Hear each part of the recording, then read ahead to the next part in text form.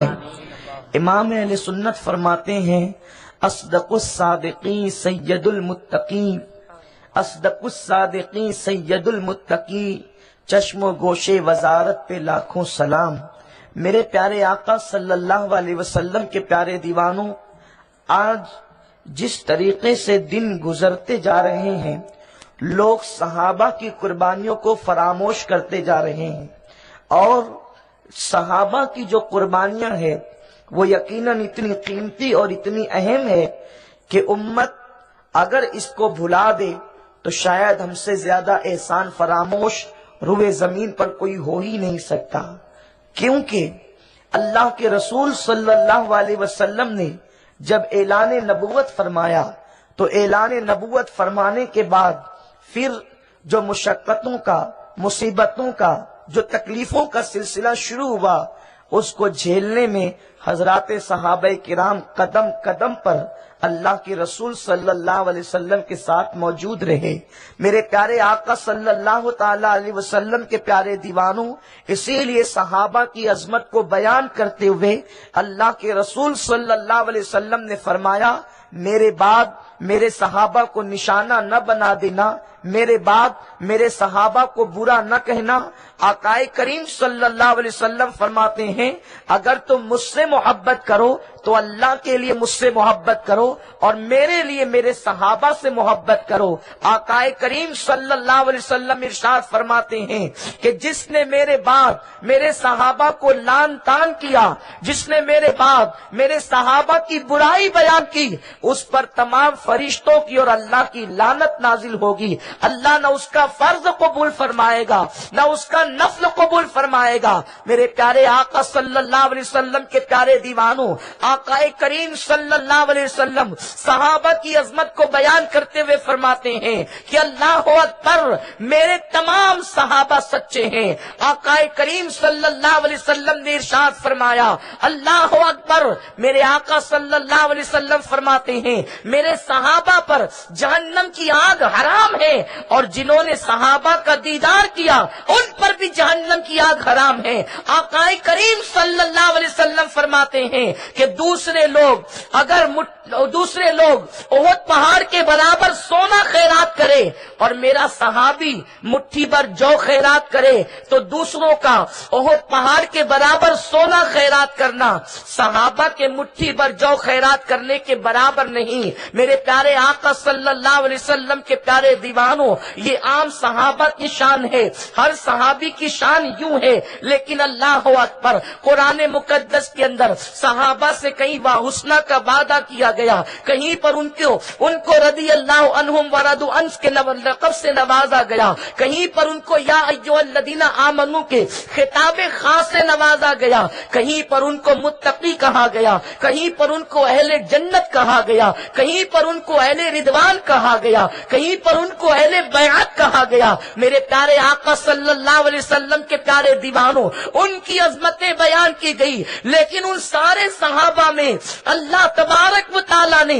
جس کو امامت کا مرتبہ عطا فرمایا، جو صرف صحابی ہی نہیں تھا بلکہ صحابہ کا امام تھا، جو صرف صحابی ہی نہیں تھا بلکہ صحابہ کا مقتدی تھا، جو صرف صحابی ہی نہیں تھا صحابہ کا پیشوا تھا، جس کی صحابیت کا اعلان اللہ کے قرآن نے کیا ہے، وہ ذات سیدنا ابو بکر صدیق کی ہے۔ سارے صحابہ متقی ہے، لیکن اللہ نے صدیق اکبر کو اتقا کا لقب عطا فرمایا ہے۔ میرا کریم فرماتا ہے، انا اکرمکم عند اللہ اتقاکم، اللہ کے نزدیک اتقا وہ، اللہ کے نزدیک عزت والا وہ ہے، اللہ کے نزدیک مکرم وہ ہے جو اتقا ہے۔ علامہ جلال الدین سیوطی رحمت اللہ تعالی علیہ ارشاد فرماتے ہیں، اتقا سب سے زیادہ عزت والا ہے، اتقا سب سے زیادہ معزز ہے، اتقا اللہ کے نزدیک سب سے زیادہ شان والا ہے۔ تو اتقا کون ہے؟ امام سیوطی فرماتے ہیں، یہاں اتقا سے مراد سیدنا ابو بکر صدیق کی ذات ہے۔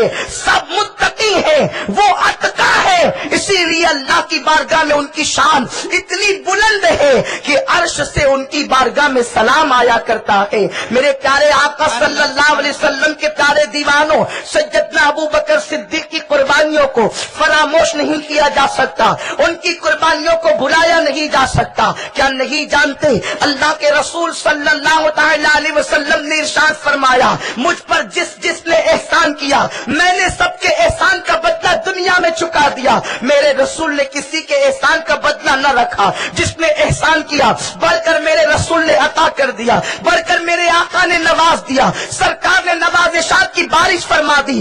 آقا فرماتے ہیں سب کے احسان کا بدلہ ادا کر چکا ہوں، مگر ایک جس کا نام ابو بکر ہے اس کے احسان کا بدلہ نہیں دیا گیا۔ کل قیامت کے دن اللہ ابو بکر کو میری طرف سے بدلہ عطا فرمائے گا۔ میرے پیارے آقا صلی اللہ، نعرہ رسالت، علماء اہل سنت، نعرہ تکبیر، نعرہ رسالت۔ میرے پیارے آقا صلی اللہ علیہ وسلم کے پیارے دیوانوں، صدیق اکبر کی وہ ذات ہے کہ آقا کریم ان کی عظمت کو خود بیان فرماتے ہیں۔ ایک مرتبہ سیدنا ابو بکر صدیق رضی اللہ تعالیٰ عنہ تشریف فرما تھے، سیدنا فاروق اعظم بھی موجود تھے۔ سیدنا فاروق اعظم صدیق اکبر کو کچھ کہہ رہے تھے، صدیق اکبر کی شکایت بھی آقا سے کر رہے تھے۔ آقا کریم صلی اللہ علیہ وسلم کو جب صدیق اکبر کے حوالے سے بار بار سیدنا فاروق اعظم نے شکایت کی تو آقا کریم نے فرمایا میری خاطر میرے ابو بکر کو چھوڑ دیا کرو، اگر مجھ سے محبت ہے تو میرے ابو بکر سے محبت کرو۔ میرے پیارے آقا صلی اللہ علیہ وسلم کے پیارے دیوانوں، صدیق اکبر کی ذات وہ ذات ہے کہ اللہ اکبر، آج عظمت رسالت کے ڈنکے ہم بجاتے ہیں، آقا کریم کی تعریف کرتے ہیں، آقا کی شان بیان کرتے ہیں، لیکن آج شان بیان کی جاتی ہے تو لوگ نعرہ تکبیر بلند کرتے ہیں، لوگ سبحان اللہ کی داد و تحسین سے نوازتے ہیں، کہیں پر عزت دی جاتی ہے، کہیں پر گلوں سے استقبال کیا جاتا ہے۔ یہ سب حضور علیہ السلام کی مدحت کی بنیاد پر ہے، آقا کی تعریف و توصیف کی بنیاد پر ہے۔ ایسے وقت میں جب کسی کی تعریف کرنے پر انعامات مل رہے ہوں تو پھر دشمن بھی تعریف کرتے ہوئے نظر آتے ہیں، لیکن اللہ اکبر، صدیق اکبر نے اس دن میرے نبی کی تعریف کی ہے جب لوگوں نے داد نہیں دی بلکہ صدیق اکبر کو پتھروں کی برسات سے نوازا۔ آقا کریم صلی اللہ علیہ وسلم کی تعریف کی بنیاد پر صدیق کو پتھر مارے گئے، صدیق کو جوتے مارے گئے، صدیق پر لاٹھیاں برسائی گئی۔ کیا نہیں جانتے امت کا سب سے پہلا وہ خطیب جس نے عظمت رسالت پر خطاب کیا ہے وہ صدیق اکبر کی ذات ہے، اور وہ بھی کہاں کیا ہے؟ دشمنوں کے سامنے کیا ہے، کعبۃ اللہ کے سامنے کیا ہے۔ ایک مرتبہ صدیق کہتے ہیں یا رسول اللہ، مکے والے آپ کو نہیں جانتے، چلے میں بتاتا ہوں کہ آپ کون ہیں۔ میرے سرکار کو صدیق لے کر کے آئے اور آقا کا رخ بددعا دیکھتے ہوئے سرکار کی عظمت کو بیان کیا۔ اے مکہ والوں، اللہ کے رسول تمہیں جنت کی طرف بلاتے ہیں، خدا وحدہ لا شریک کی طرف بلاتے ہیں۔ صدیق میرے نبی کی شان بیان کر رہے ہیں۔ اے صدیق، تم پر میرے ماں باپ قربان، وہ سما کیسا ہوگا جب محبوب خدا تشریف فرما ہوگا اور صدیق نعت مصطفیٰ بیان کر رہا ہوگا، صدیق عظمت مصطفیٰ بلند کر رہا ہوگا۔ نعرہ رسالت، اولاد غوث اعظم، دارالعلوم برکات خواجہ صدیق عظمت رسول بیان کرتے ہیں۔ کفار مکہ کی طرف سے حملہ ہوتا ہے، صحابہ نے آقا کریم صلی اللہ علیہ وسلم کو اپنے گھیرے میں لے کر کے نکال لیا۔ دبلا پتلا وجود ہے صدیق کا، وجود کے اعتبار سے دبلا پتلا وجود، لیکن عشق رسول کے اعتبار سے اتنے مضبوط ہے کہ مولائے کائنات سے کسی نے پوچھا علی، صحابہ میں سب سے زیادہ شجاع بہادر کون تھا؟ یہ بیچارے شیعہ کیا جانے مقام صدیق کو۔ ارے علی سے پوچھو مقام صدیق کیا ہے، صدیق کا مرتبہ کیا ہے۔ علی کے مرتضیٰ سے پوچھنے والے پر میں قربان کہ اس نے پوچھا بھی تو باب مدینۃ العلم سے پوچھا، اس نے پوچھا بھی تو علی کے مرتضیٰ سے پوچھا، اس لیے کہ میرے رسول نے کہا علی حق کے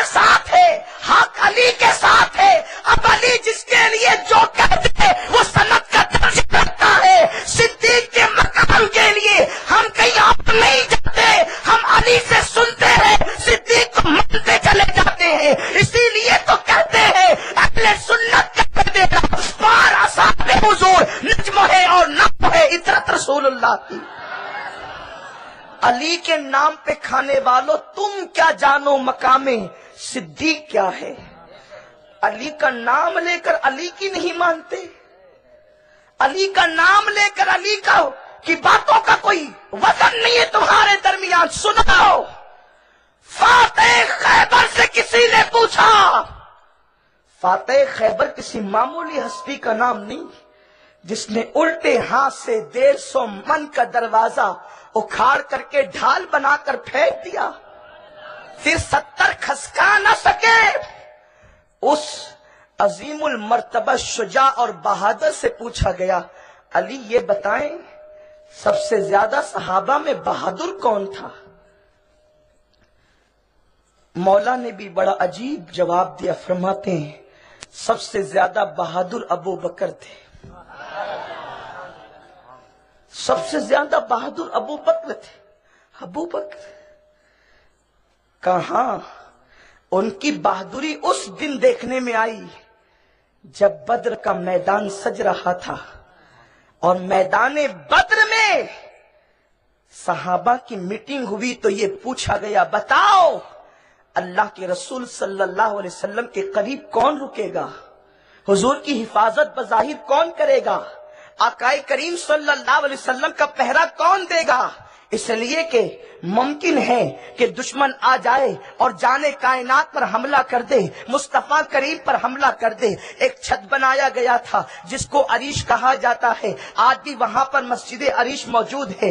آقائے کریم کو وہاں روکنا تھا، سرکار کو وہاں بٹھانا تھا۔ اب آپ اندازہ فرمائیں، بڑے بڑے سورماؤں کو کہا گیا، بڑے بڑے بہادروں کو کہا گیا تم رکو، فلاں تم رکو، فلاں تم رکو، لیکن کسی نے رکنے کی حامی نہیں بھری۔ اپنے چچا سے لڑنے کی ہمت کی، ماموں سے لڑنے کی ہمت کی، بیٹے پہ تلوار چلانے کی جرات کی، لیکن حضور علیہ السلام پہ پہرا دینے کی ہمت نہ ہوئی، اس لیے کہ معاذ اللہ اور صحابہ عاشق رسول نہیں تھے، واللہ قطعاً ایسا نہیں۔ وہ یہ سوچتے تھے کہ اتنی بڑی ذمہ داری ہم نبھا نہیں سکیں گے، اگر میرے پہرا دینے کی وجہ سے اگر دشمن آ گیا اور میں مقابلہ نہ کر سکا تو بتاؤ کہ پھر ساری زندگی جو ہے یہ داغ دل پر رہے گا کہ میں پہرا نہ دے سکا تھا اور آقائے کریم کو زخمی کر دیا گیا، آقا علیہ السلام کو تکلیف پہنچا دی گئی، حضور کو مشکل میں ڈال دیا گیا، آقا کو مشقت میں ڈال دیا گیا، کوئی رکنے کے لیے تیار نہ ہوا۔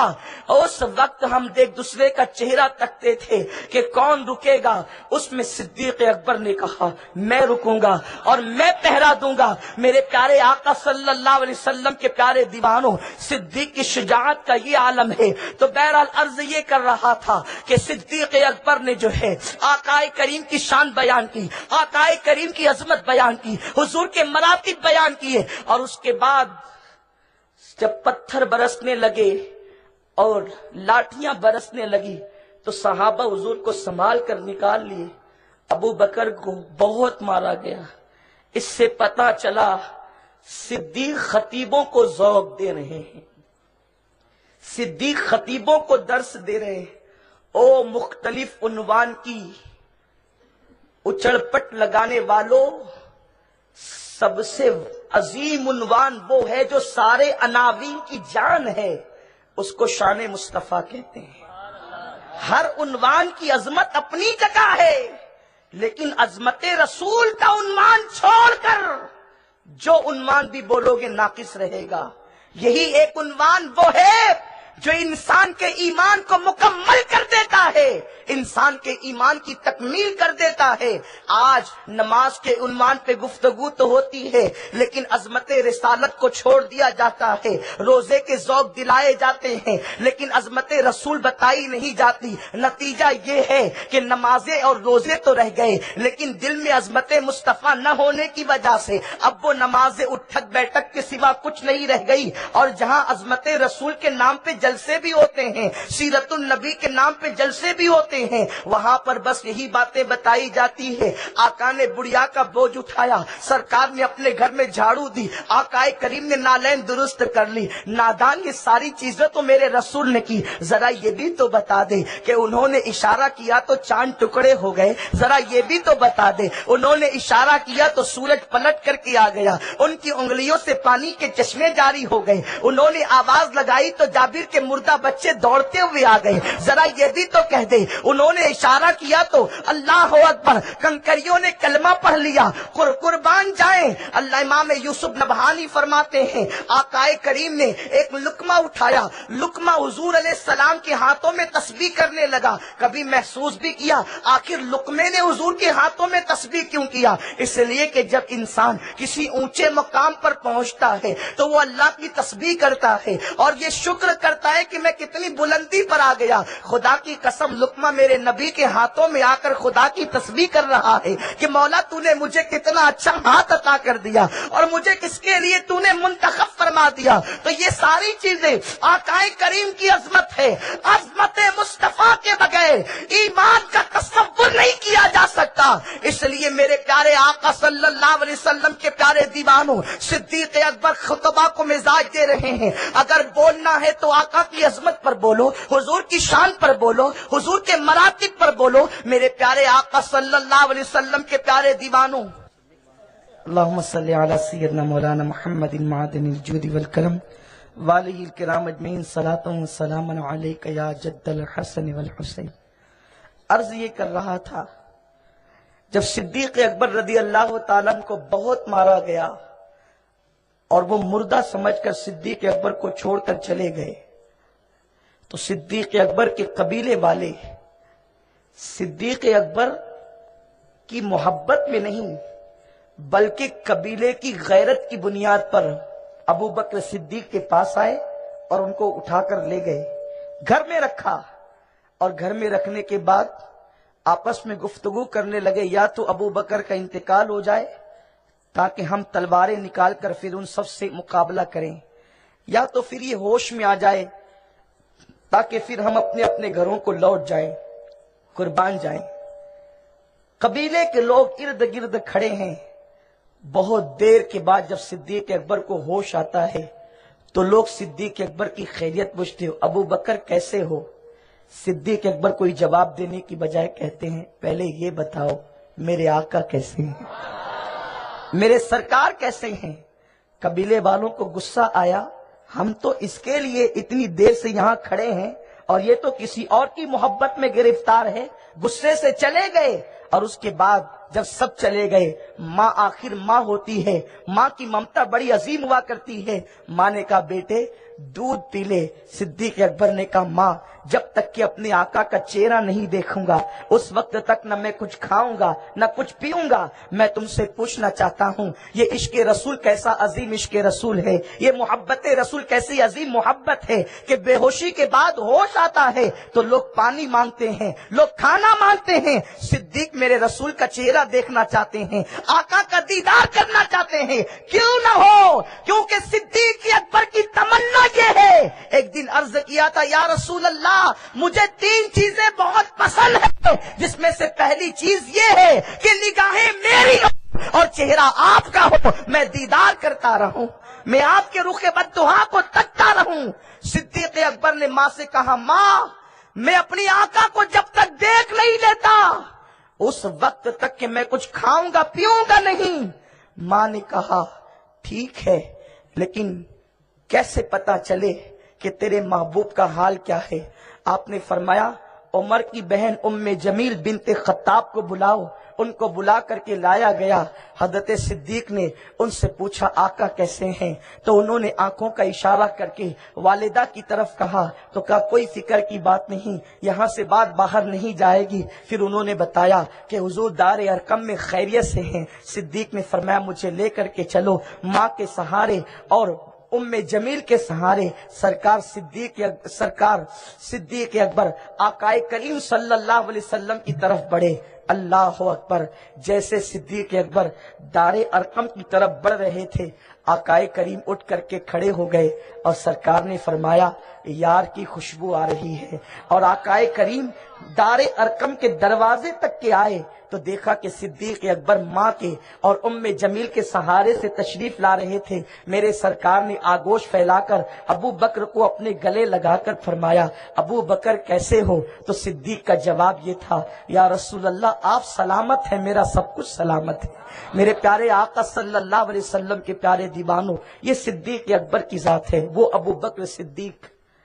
آج لوگ عشق کے دعوے دار ہیں، عشق رسول پر تقریر کرتے ہوئے روتے بھی ہیں، آنکھوں سے آنسو بھی جاری ہوتے ہیں، لیکن جب ان کا کردار دیکھو وہ ایک طرف نعتوں پر جھوم بھی رہے ہیں، عشق رسول کے حوالے سے رو بھی رہے ہیں، لیکن جہاں گستاخ رسول کی بات آئی وہاں دل نرم سے نرم تر ہے، بلکہ اتحاد کی بات کی جاتی ہے۔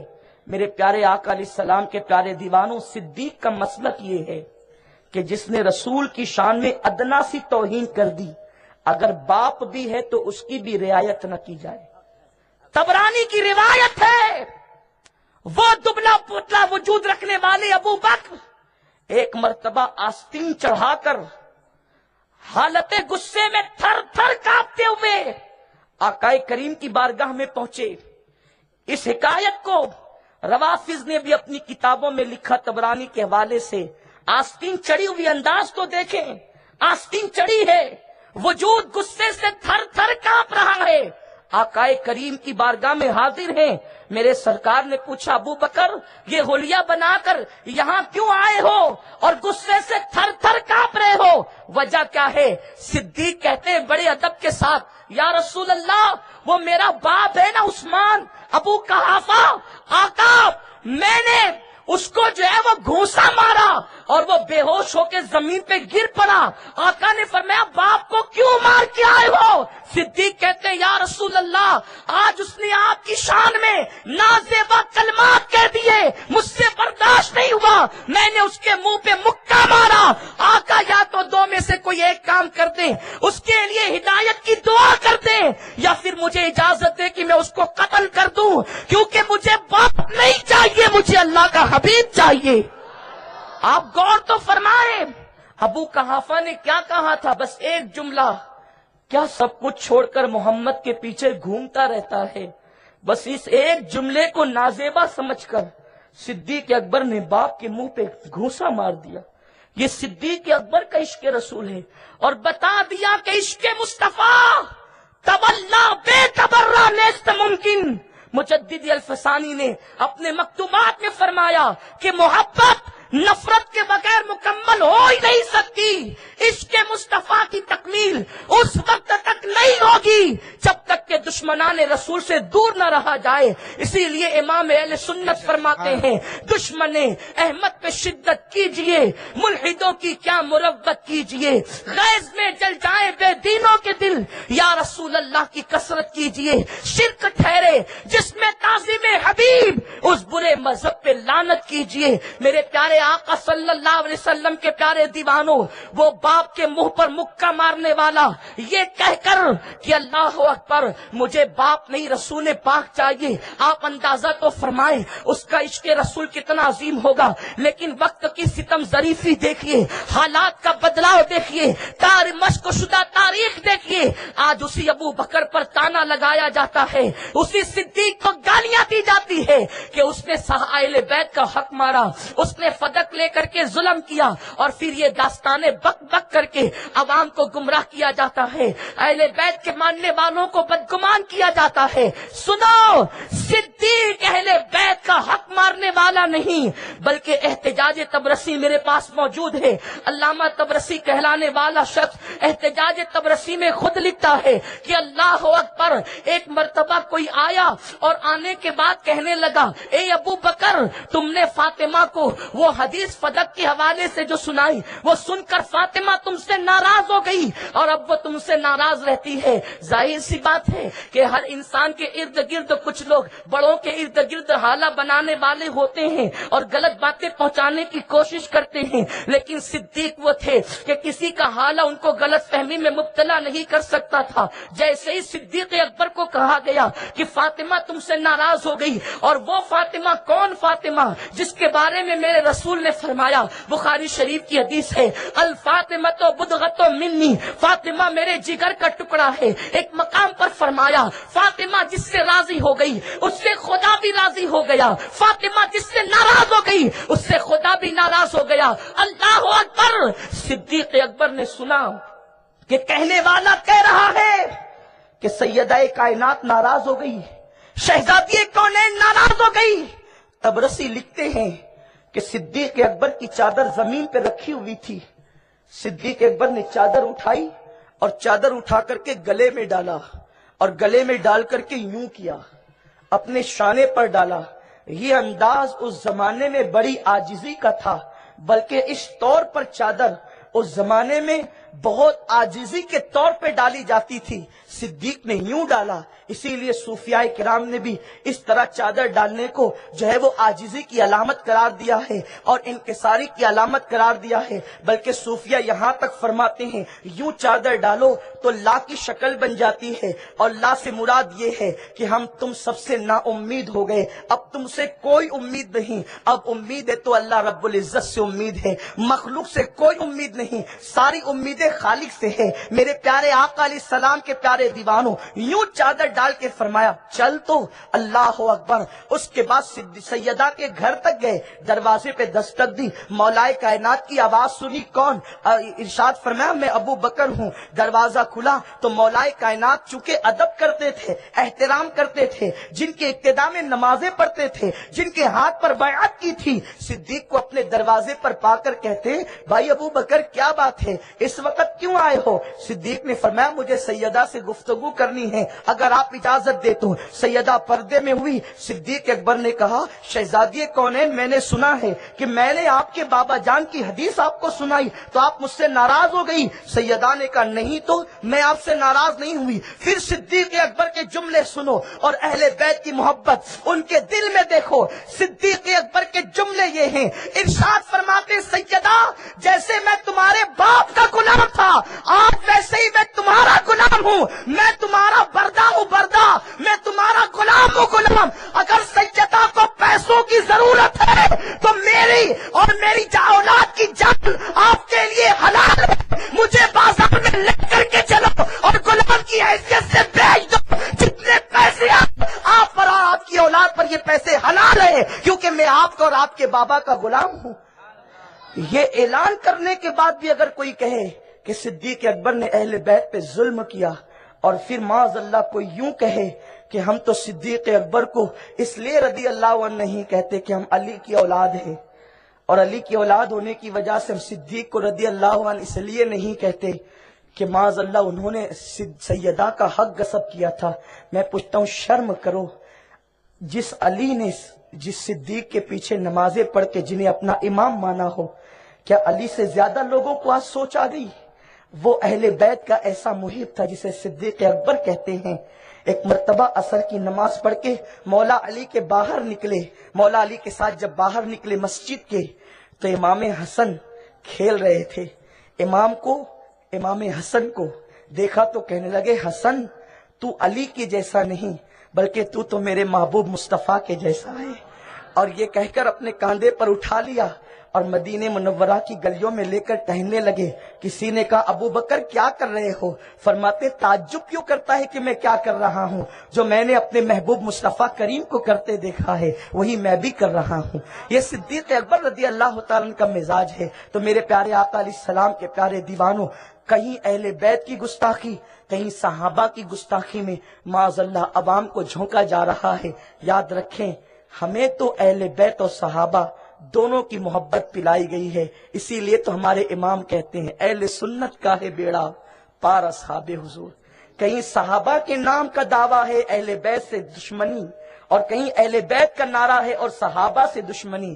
ہم سنیوں کا مقدر کتنا اوج پر ہے کہ ہمارے ہاتھ میں صحابہ کا بھی دامن ہے اور اہل بیت کا بھی دامن ہے. اور ہمارا امام یوں کہتا ہے اہل سنت کا ہے بیڑا پار اصحاب حضور، نجم ہے اور ناؤ ہے عطرت رسول اللہ کی وہ یار غار. یہ کہتا رہا حضور چہرہ آپ کا ہو نگاہیں میری ہو میری تمنا یہ ہے.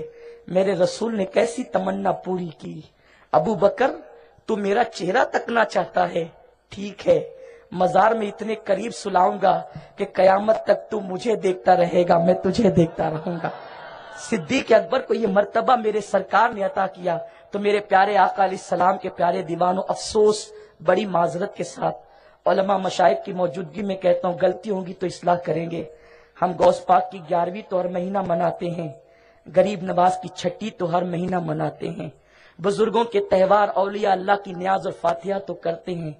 لیکن وہ ابو بکر جس کی جوتیاں سر پہ رکھنے میں غوث پاک فخر محسوس کرتے ہیں, ہم نے ان کے سالانہ عرس کو بھی بھلا دیا.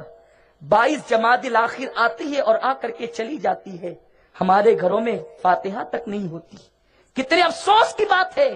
میں یہ نہیں کہتا کہ 11ویں اور 6ٹھی نہ کرو, بالکل کرو, یہ ہمارا ترہ امتیاز ہے.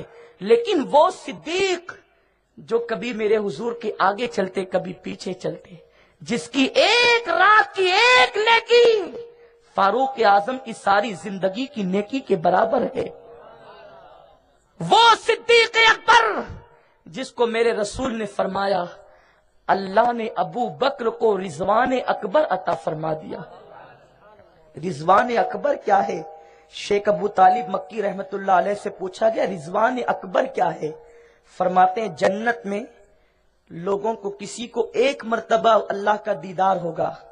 کچھ وہ ہوں گے جن کو ہفتے ہفتے جمعہ کے دن ایک مرتبہ دیدار ہوگا. جمعہ چونکہ جنت کے اندر ایام تو اس طرح نہیں ہوں گے جیسے دنیا میں ہوتے ہیں, لیکن یوم الجمعہ جنت کے اندر موجود ہوگا. یوم الجمعہ جنت میں بھی ہوگا تو جمعہ جمعہ دیدار ہوگا. لیکن کچھ وہ ہوں گے جن کو جنت کی صبح اور شام کو دیدار ہوگا. جنت میں ہماری صبح شام کی طرح صبح شام نہیں ہوگی, لیکن 2 مرتبہ ان کو اللہ کا دیدار ایک دن میں ہوگا. وہاں کے دن کیسے ہوں گے یہ خدا جانے. لیکن کچھ لوگ ایسے ہوں گے جن کو ہر وقت خدا کا دیدار ہی ہوتا رہے گا, اور وہ ہوں گے جن کو اللہ نے رضوان اکبر عطا فرمایا. تو شیخ ابو طالب مکی فرماتے ہیں کہ رضوان اکبر اللہ نے اس امت میں ابو بکر صدیق کو عطا فرمایا ہے. بلکہ یہاں تک فرمایا گیا صدیق کے لقب کی تحقیق کرتے ہوئے علامہ فیض احمد اویسی رحمت اللہ علیہ نے فرمایا صدیق سچا. اور صدیق کا ایک معنی یہ ہوتا ہے کہ وہ جو کہہ دے بس وہی ہو جائے, اس کو صدیق کہتے ہیں. اسی لیے حضرت یوسف علیہ السلام کا لقب بھی یوسف صدیق تھا, اور قرآن میں ان کو ان کے جیل کے ساتھی نے صدیق اس وقت کہا کہ جب 2 لوگوں نے خواب بیان کیے تو دونوں خواب جھوٹے تھے, چونکہ انہوں نے خواب دیکھا نہیں تھا. اور سیدنا یوسف علیہ السلام نے بیان کر دیا اس کی تعبیر, تو انہوں نے کہا ہم نے تو خواب دیکھا ہی نہیں ہے. یوسف علیہ السلام نے کہا میں نے جو کہہ دیا وہی ہو کر رہے گا. صدیق کہتے ہیں اس کو ہے وہ جو کہہ دے. صادق وہ ہوتا ہے جو امر واقعہ ہو اس کو کہنے والا صادق ہوتا ہے, یعنی سچائی کا اقرار اور اعتراف کرنے والا صادق. لیکن صدیق وہ جو کہہ دے اسی کی زبان پر وہ ہو جائے. ایک جنگ کے موقع پر یوں ہی ہوا, ایک نوجوان شہید ہو گئے, ان کی بوڑھی ماں لکڑی ٹیکتے ہوئے آئی. آقا جنگ کے میدان سے نکل رہے تھے, پوچھا میرا بیٹا کیسا ہے؟ تو آقا نے سوچا اگر شہادت کی خبر دوں گا تو اس کا دل ٹوٹ جائے گا. اللہ کے حبیب صلی اللہ علیہ وسلم نے سوچا شہادت کی خبر دوں گا تو اس کا دل ٹوٹ جائے گا. تو میرے رسول نے سوچا کہ میں کہنے کی بجائے عمر کی طرف ڈال دو. پیچھے سیدنا عمر آ رہے تھے, کہا کہ میرے پیچھے عمر آ رہے ہیں, ان سے پوچھ لو کیا خبر ہے. اس لیے کہ اصل چیز شیخ نظام الدین اولیاء رحمت اللہ علیہ فرماتے ہیں اگر اللہ تک پہنچنا ہے تو لوگوں کے دلوں کو ٹوٹنے سے بچا لے, لوگوں کے دلوں کو سنبھالنے کی کوشش کر, کیونکہ جب تو لوگوں کے دلوں کو سنبھال لے گا تو اللہ کی رحمت تجھے سنبھالے گی. امام جعفر صادق فرماتے ہیں روئے زمین پر جتنے ذرات ہیں اتنے ہی اللہ تک پہنچنے کے راستے ہیں, اور اللہ تک پہنچنے کا سب سے قریبی راستہ یہ ہے کہ تو اللہ کے بندوں کے دلوں کو خوش کر لیا کر, تو اللہ تک پہنچ جائے گا. آقا کریم صلی اللہ علیہ وسلم نے سوچا کہ میں کیوں بتاؤں, عمر بتا دیں گے. سیدنا فاروق اعظم کی طرف ڈال دیا. فاروق اعظم کے پاس وہ بڑھیا آئی، کہا میرے بیٹے کی خبر کیا ہے؟ انہوں نے سوچا کہ جب آقا نے نہیں بتایا تو میں کیوں بتاؤں۔ ان کے پیچھے صدیق اکبر آ رہے تھے، کہا میرے پیچھے صدیق آ رہے، آخری میں آنے والوں میں وہ ہے، وہ جنگ کے حالات زیادہ جانتے ہیں۔ صدیق اکبر سامنے آئے تو صدیق نے بوڑھی ماں کو دیکھ کر کے سوچا یہ کیسے کہہ دوں کہ بیٹا شہید ہو گیا، اس لیے کہ بوڑھی ماں کے بیٹے کی موت کی خبر میں سناؤں گا تو اس کا دل کیسا پارا پارا ہوگا۔ ابو بکر صدیق نے کہہ دیا تیرا بیٹا زندہ ہے، میرے پیچھے آ رہا ہے۔ اللہ اکبر، بڑھیا خوش ہو گئی اور پھر اس کے بعد دیکھا کہ اس کا بیٹا پیچھے سے چلا آیا۔ اللہ اکبر، لوگوں نے پوچھا یہ تو زخموں سے چور ہوتے ہوئے ہم نے دیکھا، اس کی گردن کٹ